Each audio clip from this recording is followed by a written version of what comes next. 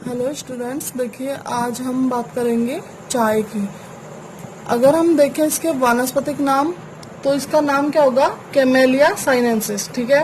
कुल क्या होगा इसका? थिएसी कुल से ये बिलोंग करती है। देसी नाम चाय। उपयोगी भाग जो है इसका, वो है इसकी पत्तियां। ठीक है। अगर हम देखें इसकी किस्में, तो जो इंडिया में इसकी क्या है, दो प्रसिद्ध किस्में हैं। ठीक है। कौन कौन सी? चीनी चाय और आसामी चाय। अब जो चीनी चाय है उसको कैमेलिया साइनेंसिस वैरायटी साइनेंसिस, ठीक है, और आसामी चाय है उसको बोलते हैं कैमेलिया साइनेंसिस वैरायटी आसामी का। ठीक है। ये आसाम में उगाई जाती है इसलिए आसामी का। उत्पत्ति व वितरण, अगर हम उसके उत्पत्ति और वितरण की बात करें तो ये जो चाय पौधा है उसको कहाँ का मूल निवासी माना गया है? भारत, चीन और बर्मा का। ठीक है। विश्व के चाय कृषित स्थान, विश्व में कहाँ कहाँ चाय की खेती की जाती है? भारत, इंडोनेशिया, चीन, पूर्वी अफ्रीका, बर्मा, जापान, पेरू, रूस, इराक, बांग्लादेश आदि में, श्रीलंका, केन्या आदि में क्या की जाती है भाई? चाय की खेती की जाती है। भारत व श्रीलंका चाय के सबसे बड़े निर्यातक देश है। सबसे ज्यादा चाय जो उत्पादन करके और निर्यात की जाती है वो भारत और श्रीलंका में। ठीक है। वनस्पतिक लक्षणों की हम बात करें तो देखिए, इसकी जो कृषित जाति है, मतलब जो खेती करके स्पेशली जो बोई जाती है, मतलब चाय प्रोडक्शन के लिए, वो कैसी होती है? 1 से 1.5 मीटर ऊंची होती है। ठीक है। जो इसके सामान्य पौधे होते हैं वो लगभग 10 से 15 मीटर लंबे भी हो सकते हैं, लेकिन जब अपन व्यापारिक दृष्टिकोण से इसको उगाते हैं तो इसकी कटिंग करके क्या रखते हैं, इसको 1 से लगभग 1.5 मीटर ऊंचाई इसकी सीमित कर दी जाती है। देखिए, 1.5 मीटर ऊंची सदाबहार, मतलब वर्ष भर लगने वाली बहुवर्षीय काष्ठीय झाड़ी है। ठीक है। वास्तव में ऊंचाई इसकी कितनी होती है? 10 से 15 मीटर होती है, परंतु कृषि के दौरान बढ़ने नहीं दी जाती। ठीक है। पत्तियां सरल सरल प्रकार की पत्तियां हैं। भालाकार, भालाकार मतलब जैसे भाले की शेप होती है, इस प्रकार की। एकांतरित मतलब कि किसी भी शाखा पर लगेंगी तो एक अगर यहाँ है, दूसरी यहाँ लगेगी, फिर तीसरी यहाँ लगेगी। ठीक है। इस तरीके से एकांतरित क्रम में व्यवस्थित। पत्तियां तेल ग्रंथियों युक्त रोमिल हरी होती है। पत्तियां जो होती है उनमें क्या पाई जाती है? ऑयल ग्लैंड्स पाई जाती है, तेल ग्रंथियां पाई जाती है। और इसके अलावा रोमिल मतलब इसकी पत्तियों पर क्या मिलेंगे? रोम मिलेंगे, और हरी तो होती ही है। ठीक है। आगे देखिए, इसका जो फल है वो कैसा होगा? त्रिकोष्ठीय कैप्सूल। 3 कोष्ठ होंगे फल में, और कैप्सूल इसका प्रकार है। प्रत्येक कोष्ठक में एक बीज। जो इसके त्रिकोष्ठीय फल होता है उसके प्रत्येक कोष्ठक में एक बीज होता है। अब देखिए, चाय की खेती किस प्रकार की जाती है। इसका जो प्रवर्धन है वो बीजों के द्वारा किया जाता है, मतलब कि उगाने के लिए हमें क्या करना पड़ेगा? बीज डालना पड़ेगा। अब क्या है कि जो नर्सरी होती है, पौधशालाएं होती है, उनमें पहले बीजों को अंकुरित किया जाता है, और अंकुरित पादप 1 वर्ष बाद खेतों में रोपित कर देते हैं। जो 1 साल का पौधा होता है लगभग, अंकुरित होकर जब वो एक पौध बन चुकी होती है उसको कहाँ? खेतों में रोपित कर देते हैं। अगला देखिए, 3 से 4 वर्ष में जो जब ये पौधा लगभग 3 से 4 वर्ष का हो जाता है तो इसकी ऊंचाई कितनी हो जाती है? 2 से 2.5 मीटर हो जाती है। इसे काट छांट कर द्वारा पौधे की लंबाई मात्र 40 से 50 सेंटीमीटर सीमित कर दी जाती है। भाई 3-4 वर्ष का जो पौधा होता है उसमें क्या हुआ? लंबाई रहेगी इसकी 2 से 2.5 मीटर, जिसकी कटिंग करके उसको कितना छोटा कर देंगे? लगभग 40 से 50 सेंटीमीटर का। काट छांट से इसमें शाखन में वृद्धि होती चली जाती है। भाई इसकी लंबाई को नहीं बढ़ने दिया जाता, इसकी लंबाई को कम रखने के लिए क्या करते हैं? इसमें इसकी शाखाओं को आगे से काट देता है, और आगे से शाखाएं काटने की वजह से क्या होती है? इसकी चौड़ाई में वृद्धि होने लग जाती है। वर्षा ऋतु के बाद नई पत्तियों को तोड़ लिया जाता है। भाई वर्षा जब हो चुकी होती है, बारिश हो चुकी होती है, उसके बाद इसमें जो नई पत्तियां उगी उनको तोड़ लिया जाता है। पहली बार 4 से 5 वर्ष के पौधे से पत्तियां तोड़ी जाती है। जब पौधा 4 से 5 साल का हो जाता है तब उससे पहली बार पत्तियां तोड़ी जाती है, जो 10 वर्ष तक तोड़ी जा सकती है। लगभग 10 वर्ष तक इसको तोड़ा जा सकता है। 1 वर्ष में 4 से 5 बार तोड़ाई संभव है। 1 वर्ष में एक पौधे से अपन 4 से 5 बार पत्तियां तोड़ सकते हैं। तरुण पत्तियों से सगंध युक्त तेल, मतलब कि खुशबूदार तेल, टैनिन टैनिन जो इसमें पाया जाता है, ठीक है, और एल्केलॉइड अन्य के मुकाबले अधिक होता है। जो ताजा पत्तियां होती हैं उनमें ये सब कंटेंट ज्यादा होते हैं, ठीक है भाई। इसमें क्या होता है कि जो चाय में शीर्षस्थ पत्ती होती है, फिर पहली पत्ती, फिर दूसरी वाला सेट, फिर तीसरे वाला सेट, इस प्रकार से इनको अलग अलग नाम दिए जाते हैं, ठीक है।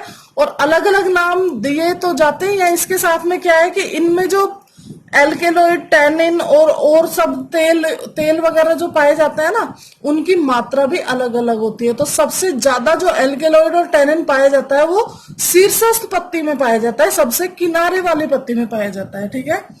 चाय की प्रोसेसिंग, भाई चाय की प्रोसेसिंग कैसे करते हैं? व्यापारिक दृष्टि से चाय की ताजा पत्तियों की प्रोसेसिंग से 4 किस्में तैयार की जाती है। जो बेचने के लेवल पे क्या करते हैं, 4 प्रकार की चाय बनाते हैं इसकी प्रोसेसिंग से, ठीक है। इसमें जो अपन ये मुरझाना, किण्वन वगैरह देख रहे हैं, ये हम बताएंगे आगे जो इसकी प्रोसेसिंग पढ़ेंगे उसमें। देखिए किसमें पहली काली या किण्वित चाय, भाई जो काली चाय होती है नॉर्मली जो हम यूज करते हैं, वो कैसे बनाई जाती है? किण्वन और शुष्कन, मतलब किण्वन करा के उसको सुखा दिया जाता है, उसका शुष्कन कर दिया जाता है, तब बनती है, ठीक है। और कैसी होती है ये? उच्च गुणवत्ता युक्त चाय होती है, मतलब अच्छी चाय होती है। हरी चाय मतलब ग्रीन टी, इसमें मुरझाना व किण्वन नहीं होता, इसमें पहले इनको मुरझाया नहीं जाता है और किण्वन भी नहीं कराया जाता है, इसलिए क्या होता है भाई, ये काली नहीं पड़ती है।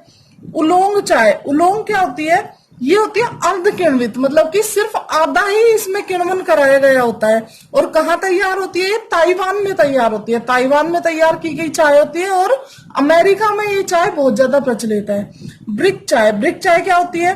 प्रोसेसिंग काली चाय की जैसी, परंतु चतुर्थ या पंचम पान उपयोग। देखिए मैंने आपको पहले ही बताया है कि जो इसकी पत्तियां होती है सबसे शीर्षस्थ, फिर पहली, दूसरी, तीसरी, चौथी, इस प्रकार से भाई जो इनमें एल्केलॉइड है, टैनिन है, वो भी कम ज्यादा होता है। तो इसमें जो चतुर्थ और पांचवी, चौथी और पांचवी वाली जो पान होती है किसी भी शाखा की, उनका उपयोग किया जाता है। जबकि ये तैयार, मतलब इनकी प्रोसेसिंग जो होती है वो कैसी होती है?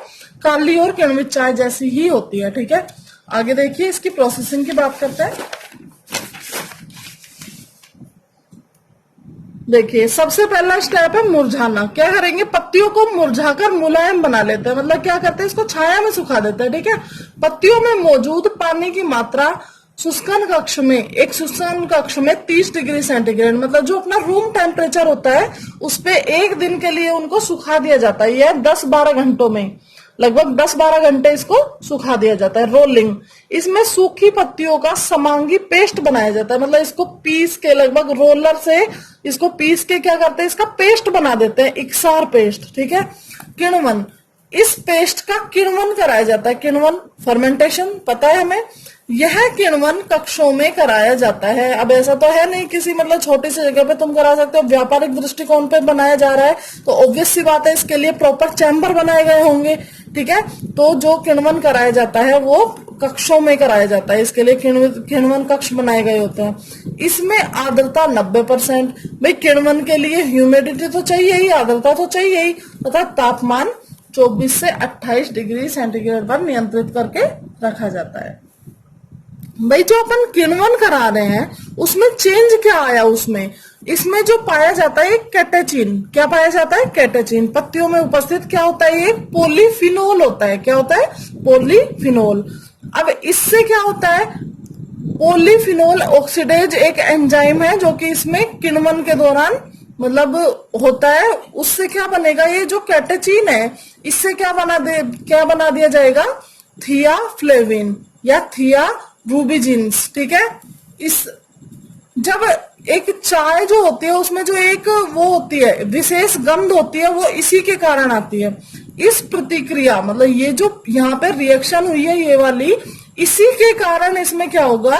इसके पेस्ट में चमकदार रंग, एक चमकीला रंग और सुगंधित, मतलब जो एक स्पेशल स्मेल जो इसमें क्रिएट होती है, पैदा होती है, वो इस चेंज के कारण होती है, ठीक है।